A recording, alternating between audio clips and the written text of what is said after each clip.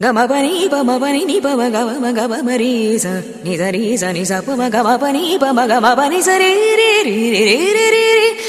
Welcome to Savitri kitchen. இன்னைக்கு நவராத்திரி டே 6 கார்த்தால நைவேத்தியம் தான் பார்க்க போறோம்.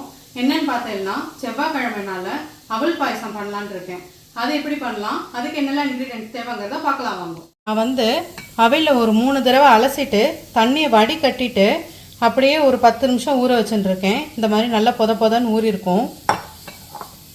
ஒரு 2 கப்பு அவலுக்கு 1.25 கப்பு சர்க்கரை, ஒரு சிட்டிகை ஏலக்காய், முந்திரி பருப்பு, திராட்சை, தாளிக்கிறதுக்கு நெய், பால், அவலை துளி வேக வைக்கிறதுக்காக தண்ணி எல்லாம் எடுத்து வச்சுருக்கேன். இப்போ எப்படி செய்யலாம்னு பார்க்கலாம். நெய் நல்லா மெல்ட் ஆகிடுது. இப்போ முந்திரி பருப்பையும் திராட்சையும் போட்டு நம்ம செவக்க விட்டு வறுத்து எடுத்துக்கலாம்.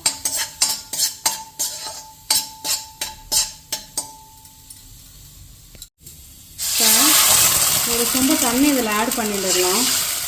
ஆட் பண்ணிவிட்டு நம்ம எடுத்து வச்சுருந்த அவல் இதில் போட்டுக்கலாம். ஒரு கொதி வந்ததும் சர்க்கரையை போட்டு பாலை சேர்த்துக்கலாம். இப்போ பாயசத்தை நல்லா 15 நிமிஷம் கொதிக்க விட்டாச்சு. இங்கே பார்த்தீங்கன்னாக்கா அந்த நெய்யெல்லாம் மேலே மிதந்து நல்லா பாலெல்லாம் சுண்டி கரெக்டான பதத்துக்கு வந்திருக்கு. அடுப்பை ஆஃப் பண்ணிடலாம். ஆஃப் பண்ணிட்டு ஒரு ஹாட் பாக்ஸில் இறக்கிக்கலாம். எடுத்து டம்ளரில் விடுறேன் பாருங்கள். நைவேத்தியத்துக்கு பால் எல்லாம் சரியான அளவு இருக்குது பாருங்கள். நைவேத்தியத்துக்கு தனியாக எடுத்து வந்துடலாம்.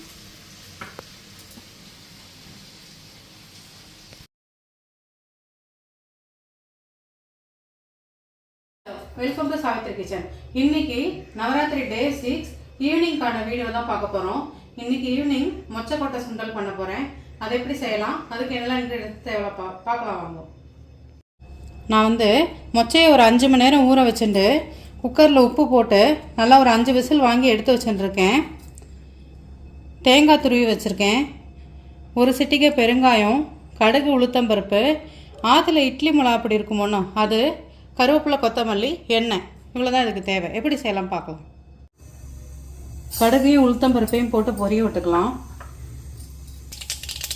கடுகு உளுத்தம்பருப்பு நல்லா வெடித்து வருது. இந்த ஸ்டேஜில் பெருங்காயத்தை ஆட் பண்ணிக்கலாம். கருவேப்பிலையும் கொத்தமல்லியும் போட்டுடலாம். எடுத்து வச்சுருந்த இட்லி பொடியும் போட்டுட்டு 1 நிமிஷம் கிளறிட்டு இந்த மொச்சக்கொட்டையும் போட்டுடலாம்.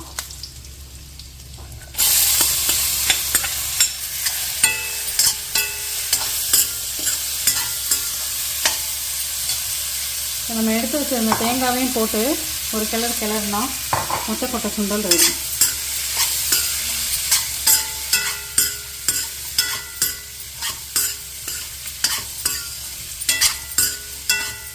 சுவாமி நைவேத்தியத்துக்கு தனியாக எடுத்துட்டுலாம்.